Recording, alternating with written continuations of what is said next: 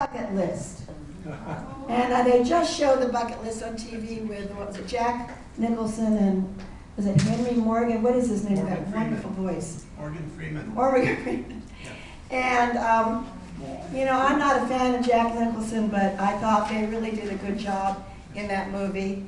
So what I've been writing for the last couple of years is, this is called a Haibun, which you have prose, and then you have a tanka or haiku. And Sharon has been doing that also, and we're working on that for the Palos Verdes anthology also, which is the month of October. November, you're right. Signed up the end of October. So some of you may have watched the Olympics and imagine that I'm a man with long hair who lived many thousands of years ago. So I am actually portraying, and he has sort of in the statue, a 100-foot statue on an 85-foot pedestal in Rio de Janeiro, Jesus the Redeemer, which is supposed to help bring people back to Christianity. It was a priest's idea, and it took 10 years for it to be built. What's your bucket list? Did you see the huge Art Deco statue of Jesus Christ with his outstretched arms welcoming us to the 2016 Olympic Games? You can nod your head. Did you see that? Hello? After seeing that Brazilian icon over and over in the news segments, I put Christ the Redeemer statue on my bucket list. I tried to print out something that didn't come out very well, but that sort of looks like it. What's amazing, it's on the top of one of the highest mountains, and it's on a 90-foot high pedestal. And I put him on my bucket list. But now, after my photographic and info research at dailymail.com, the Christ statue is off my bucket list. Even when they built a train to build it on the top of the Corcovado mountain, and they even put in an elevator for those people who didn't want to walk up to beyond the pedestal to the base of the statue. Because this is a religious statue, and some of you know there's crowds many times greater than our Statue of Liberty on Ellis Island, New York Harbor. Some of my most famous locations I've experienced are walking, and Bernadette may know this, walking up sideways up the Great Wall of China because they had tiny little feet. And I tried walking up with my feet, and felt like I was going to fall backwards. And then my husband, who ran up ahead of me, said, "Turn around because we have to leave in 45 minutes." So then I was sidestepping down. I used to do that when I skied because I was scared to death of falling.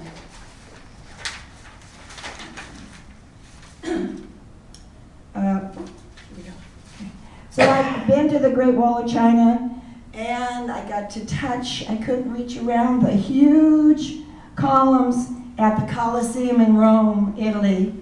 And then I got a picture taken with the Matterhorn in the background at Zermatt.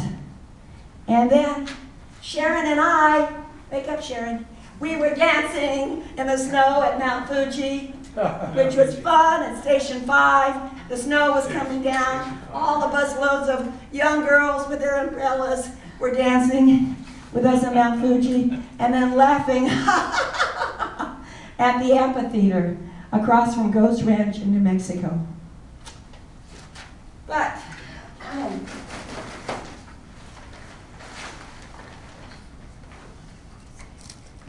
I want to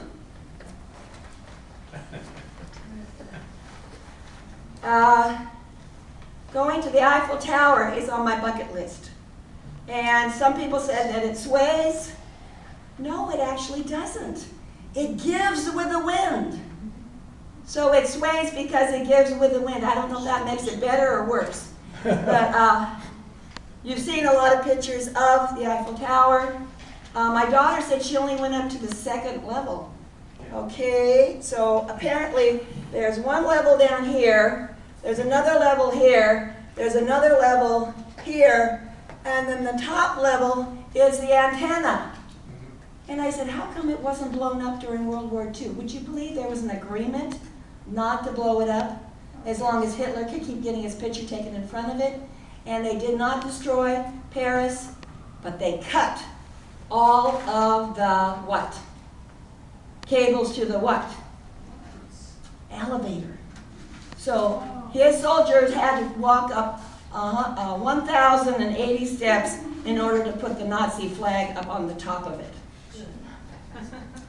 But you could do a virtual tour, which I may do. After I visit Monet's gardens, I'll pay my respects to my relative in France. Then to England to walk around Stonehenge with my brother's spirit. Thanks, Rick Steves. How many of you watch Rick Steves' travel shows? Okay, I bet more of you do, but you don't want to confess. Okay, for your travel shows, they take us to so many wonderful places without having to pack. Oh, packing is so hard for me. Fly, okay. Pay, and ooh, but bad. Fighting those smelly, sweaty crowds of people. P.S. Please see the movie, The Bucket List. Now I'm going into my tanka, which I wrote first.